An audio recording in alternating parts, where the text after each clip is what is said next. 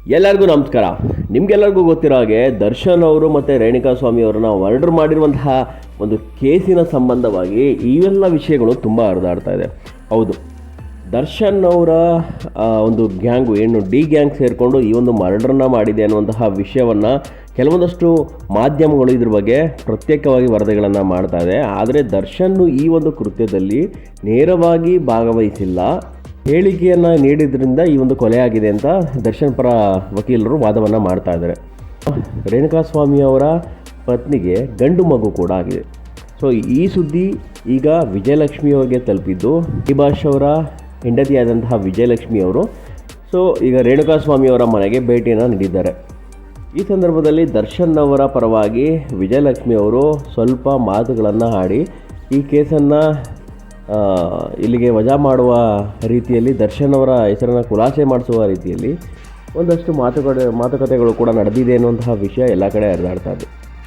ಏನಾದರೂ ಆಗಲಿ, ನಟ ಡಿ ಬಾಸ್ ದರ್ಶನ್ ಅವರಿಗೆ ಇಷ್ಟು ದೊಡ್ಡ ಮಟ್ಟಕ್ಕೆ ಒಂದು ಕೇಸು ಫಿಟ್ ಆಗುತ್ತೆ ಅಂತ ಯಾರು ಕೂಡ ಅಂದ್ಕೊಂಡಿರಲಿಲ್ಲ.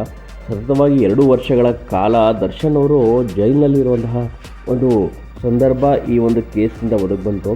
ಕನ್ನಡ ಸಿನಿಮಾ ರಂಗದಲ್ಲಿ ಇದೇ ಮೊಟ್ಟ ಮೊದಲ ಬಾರಿಗೆ ಒಬ್ಬ ಸ್ಟಾರ್ ನಟ, ಅತಿ ಹೆಚ್ಚು ಅಭಿಮಾನಿಗಳನ್ನು ಹೊಂದಿರುವಂತಹ ನಟ ಡಿ ಬಾಸ್ ದರ್ಶನ್ ಅವರು ಜೈಲಿನಲ್ಲಿ ಇಷ್ಟು ದಿನಗಳ ಕಾಲ ಕಳೆದಿದ್ದು.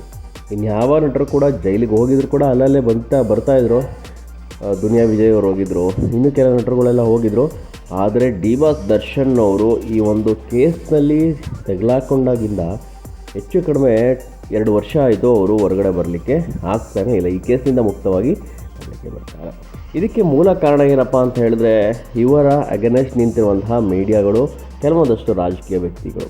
ಇದರ ನಡುವೆ ಕೆಲವೊಂದಷ್ಟು ಸಂಧಾನಗಳು ನಡೀತಾ ಇದೆ ಈ ಒಂದು ಕೇಸನ್ನು ಖುಲಾಸೆ ಮಾಡಬೇಕು ಅಂತ. ಅದು ಯಾವಾಗ ನಡೆಯುತ್ತೋ ಏನು ನಡೆಯುತ್ತೋ ಗೊತ್ತಿಲ್ಲ. ರೇಣುಕಾ ಸ್ವಾಮಿ ಅವರ ಮನೆಗೆ ನಟ ದರ್ಶನ್ ಅವರ ಹೆಂಡತಿ ಭೇಟಿ ಕೊಟ್ಟಿದ್ದು ಯಾಕೆ, ಅದರ ಸಂಪೂರ್ಣ ಮಾಹಿತಿಯನ್ನು ಮುಂದಿನ ವೀಡಿಯೋದಲ್ಲಿ ತಿಳಿಸ್ಕೊಡ್ತೀವಿ.